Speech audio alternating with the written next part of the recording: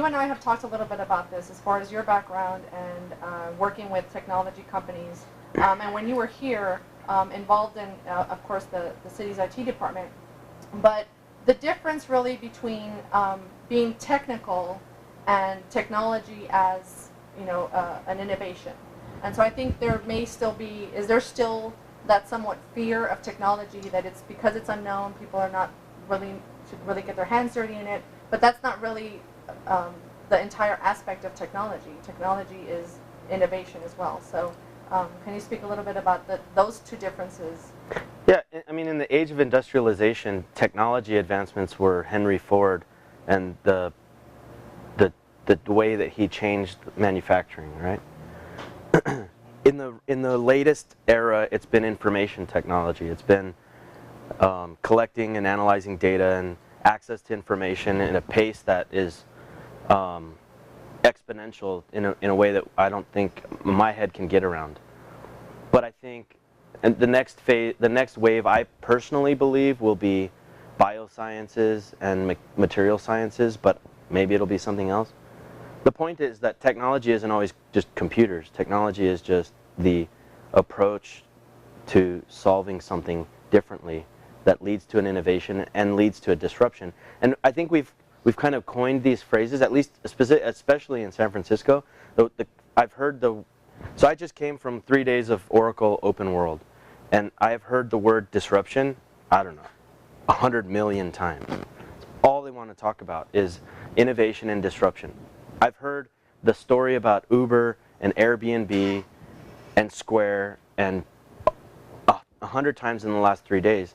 And it's interesting that the story is being told by someone like Oracle, who has a big target on their back. And the question back to them was, what are you doing to disrupt yourself before you get disrupted? And so I say all that just to say that technology is the answer to doing something differently. It's not always just computers and servers, and I think those that get locked in that paradigm will get disrupted, and people who look at things differently. Business process disruption sometimes includes computer technology, but other times it just includes people technology or creative approaches to solving problems. Right, and so being as business leaders, business owners, you know, or leaders of an organization, how to use that disruption as a strategy. You know, it's not enough to just maintain the status quo. You have to constantly remain competitive, and the way you're going to do that is by constantly disrupting yourself and disrupting the market. Yeah, and it's being willing to see things differently. I heard a story yesterday about a company, a startup, that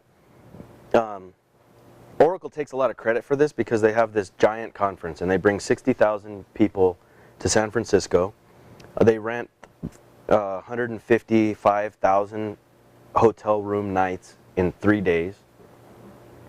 And so they take credit for the creation of Airbnb because they created the need. That's their contribution, I guess. But the Airbnb started by 2 guys that had an air mattress and couldn't afford to pay their rent that month, literally. And so they said, let's rent our air mattress, our air bed, and we'll make them breakfast as like a value add. And that turned into Airbnb.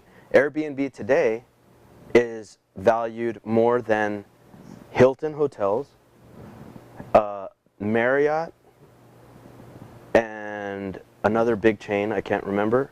That they are valued at $10 billion. They're valued more than the brick and mortar hotel industry, largely. So that's disruption, right? It could start as simple as that, but it was someone who was creative and aggressive and risk tolerant to try, right? And there's another, and then the disruption comes in the non-technological areas. There's the food industry is being disrupted. There's a startup that just launched. That again, Oracle takes credit for creating the demand. That they will, if you're the pitch is, if you're a traveling business executive and tired of eating at restaurants, you can have a home-cooked meal. So there are people in the sharing economy now posting their kitchen on an app that you can sign up for a meal at their home, and they'll cook for you, and you have and it's categorized by by, I guess, genre or whatever, you know, like so you can have Thai food made by a person from Thailand, you know? You can have, it's probably my only chance of getting good Mexican food in San Francisco, right? Is I'm gonna try it. I'm gonna look for some abuela making menudo or something on Sunday. But so the point of that story is just that it's not always, in fact, it's often not the obvious, right? It's comes at you in a direction that you didn't see, and I think the moral of the story, or what we can take from it, is that we should be constantly attempting to disrupt our own businesses, our own industries, before someone who isn't jaded by the baggage that we are as experts may come at your industry in a completely different way. And sometimes the solutions are just very simple. You know, an air mattress. I mean, somebody needed a place to sleep. I mean, I always wondered where'd the name Airbnb come from. Airbnb. I didn't get it because it's an app and it's an air. Yeah. And then I was told the story. I'm like, oh, okay, it makes perfect sense. Yeah. And we were talking about Square on the way over here.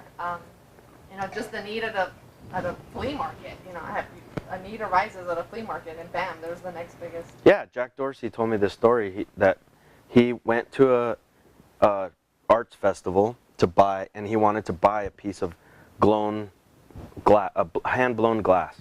In fact, in Square's lobby, they have that piece.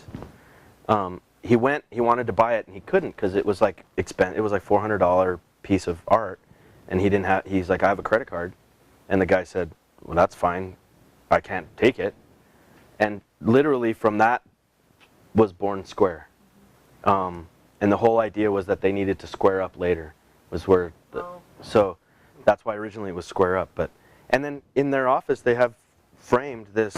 It's like not quite a cocktail napkin, but it's pretty close. This little like scratch piece of paper, and it's Jack's like hand sketched thing. I'm gonna make a little square thing and plug it into a phone and etc. Right? And so I told this story on the plane, and you and I talked about it on the drive here, but I'm pretty sure that exact same scenario has occurred in El Paso, Texas. Somebody at a fair or a farmer's market or somewhere and wanted to pay with a credit card and couldn't.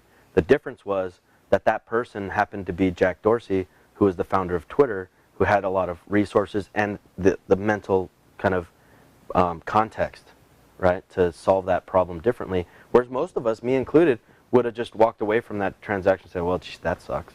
It'd be nice when someone fixes that. And in that scenario, he said, I'm going to go and fix that.